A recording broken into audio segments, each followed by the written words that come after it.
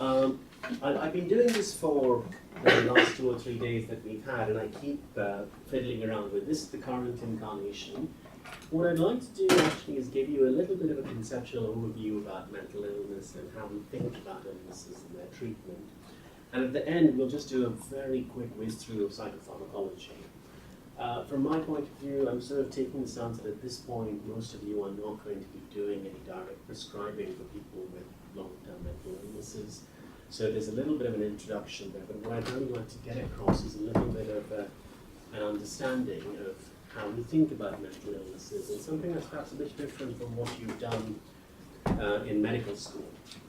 Okay, so if we start to think what mental illnesses are, there are a set of complex heterogeneous illnesses that affect higher brain function, and that includes a multitude of things: mood, affect, modeling the body of the world, sense of pleasure, memory, mental organization and planning. They're not usually associated with gross brain pathology, and where pathology is identifiable, it's distributed. And it's not something that, as yet, we can identify at a single subject level. So you can look at a group of people with depression or schizophrenia and share that actually they have, as a group, differences in their brain structure and their brain function from healthy control, but we haven't got it to a level where it actually has individual level specificity to be diagnostically useful. Okay? So it's best probably to think about mental illnesses as dysfunctions of brain networks that lead to distress, multiple symptoms, and impairments in functioning.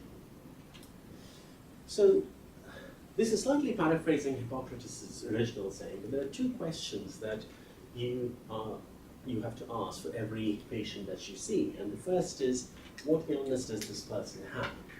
That's what a lot of our training is directed towards. You learn about science and pathology in any specialty, and that we can teach didactically.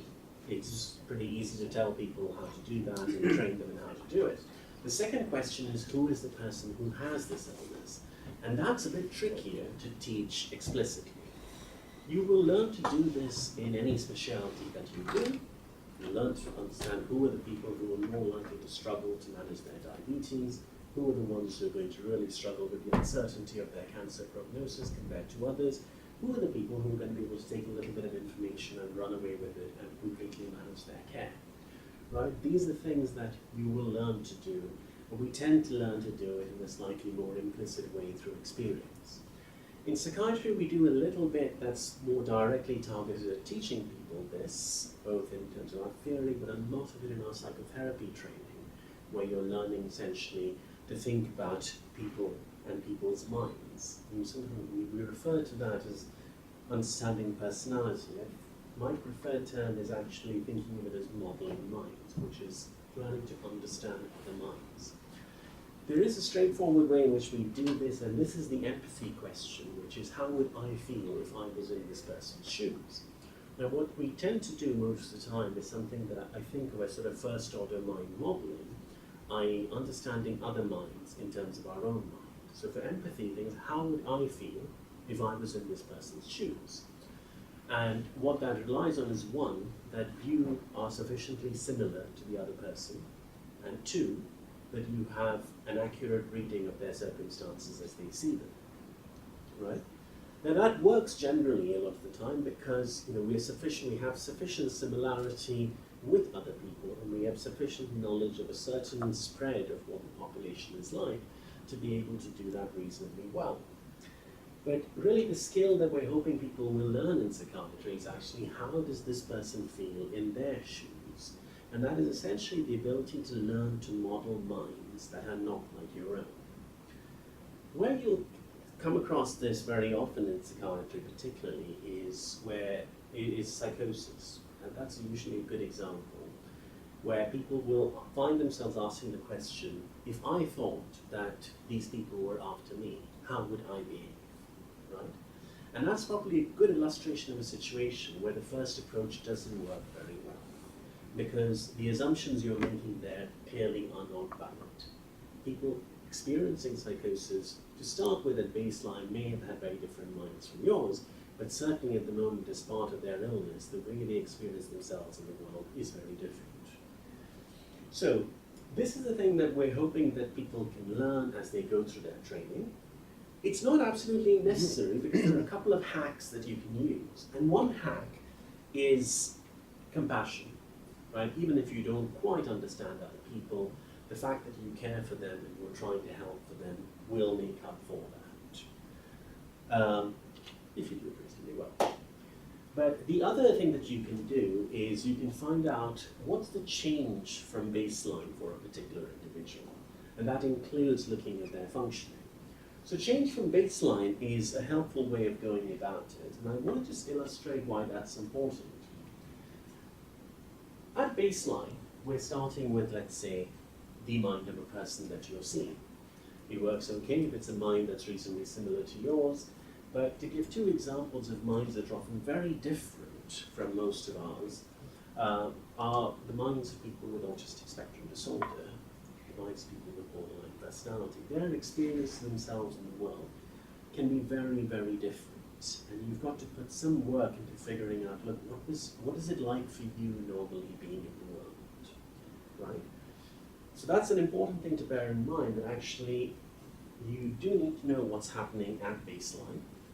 If you don't, you can still do this, which is what we do most of the time. If you get some deviation from baseline, you are firmly into illness territory. A territory where, using a set of measures, signs and symptoms in this case, you can make a reasonably accurate diagnosis, a reasonably reliable diagnosis, that somebody is firmly in illness territory. So if you have delusions that you are being followed by the CIA and you've adapted your life to totally accommodate that, that puts you firmly here. If you're having mood that you're no longer able to regulate, that it just goes up and down, and you have little control over why or how it happens, then you're probably firmly here. But it is important to understand that deviation as far as you can, because it gives you a sense of actually how things have evolved and how you can tailor particular symptoms. So if you take a look at concentration, somebody says my concentration is not as good as it used to be. You could say impaired concentration here, and that's a depressive symptom, but it also occurs in a lot of other illnesses. But it's helpful to understand actually what was your concentration like before and how has it changed. And that allows you to actually get a much better sense of what's happened to an individual. It also allows you to actually more prospectively ask, do you have problems with your concentration? And people may not necessarily recognize those up front. If you were working before, how was your concentration like, and what is it like now? So it's important to understand that deviation, but diagnostic criteria and diagnostic systems operate largely here. Once you're here, then we can reasonably reliably make a diagnosis, but I would just emphasize that importance of understanding how things have changed. And in fact, that's often my preferred question when I see people in clinic for the first time. I find it particularly helpful when I see people with psychosis, but in general, I think it's a pretty good one. How did things start to change, and when did they change? And if you can get from that starting point and just have people walk you through what's happened, that usually gives you most of the information you need in terms of understanding what's going on and then making a diagnosis.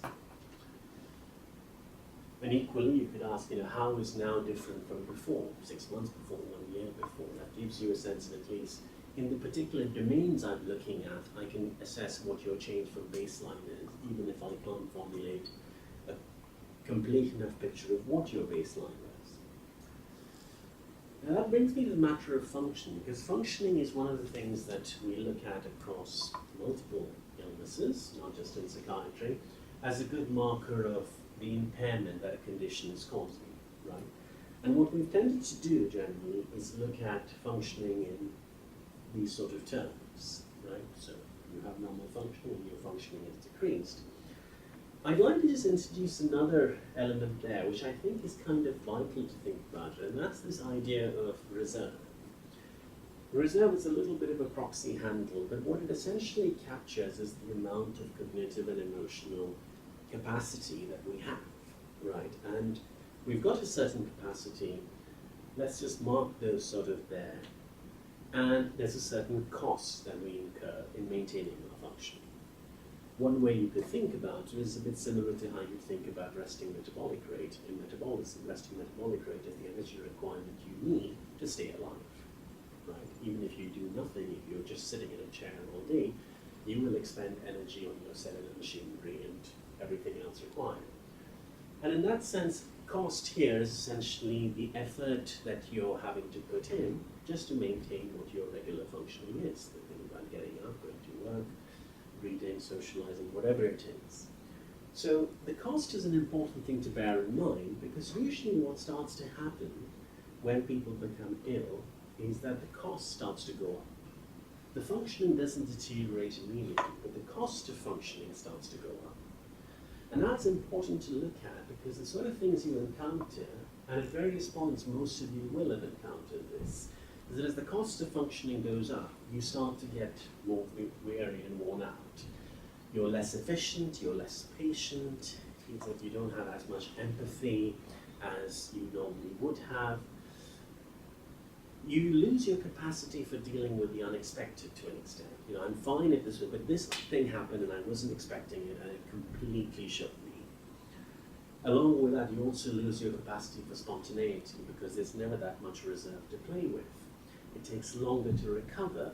So the experience that people commonly have is that the last couple of weeks I've been coming back from work. Work has not changed, it's exactly the same as it always was, but I come back from work absolutely exhausted. I have no energy to think about doing anything else in the evenings. I've cut down my social life, I've cut down things I like doing because there's just no energy. I spend a lot of my time trying to recover from work and recover my energy for the next day of work. I go to sleep early, but I wake up in the morning not feeling entirely refreshed. I spend my weekends recovering from my week, and I don't feel come Monday morning that I am sufficiently recovered. These are all indicators that your cost of functioning is sort of going up. And as that goes on, once you aren't able to meet the cost, that's when functioning really starts to deteriorate. There are two groups of people I emphasize this to particularly. One of them is doctors and the other are academics. Groups of people who usually have a fair amount of reserve are used to sort of reaching into their reserve and need it, right?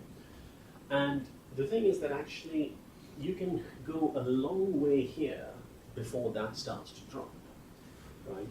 And if you just use functioning as a metric, there will be groups of people in whom you will catch them a bit too late, right? The cost of functioning has gone up so much that waiting for them to actually deteriorate in functioning is very, very far down the line.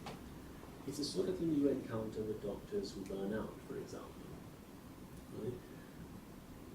One difficulty is that because functioning is such an important part of our measurement system, in secondary mental health services, very often if your functioning isn't noticeably impaired, it's hard to get a look in. And that does mean that high functioning groups will struggle. Look, you're managing to do your ward rounds, your clinics, everything, work is okay, you're keeping the house running, you're fine. Right? Technically, compared to people that we have who aren't able to actually manage. But the fact is that the cost of doing that has gone up hugely for you. So whenever you're thinking about functioning, it's important to bear in mind the matter of cost. And of course, as time goes on, then this is what happens. And this tends to be the sort of time when we usually tend to see people in secondary mental health services. Okay,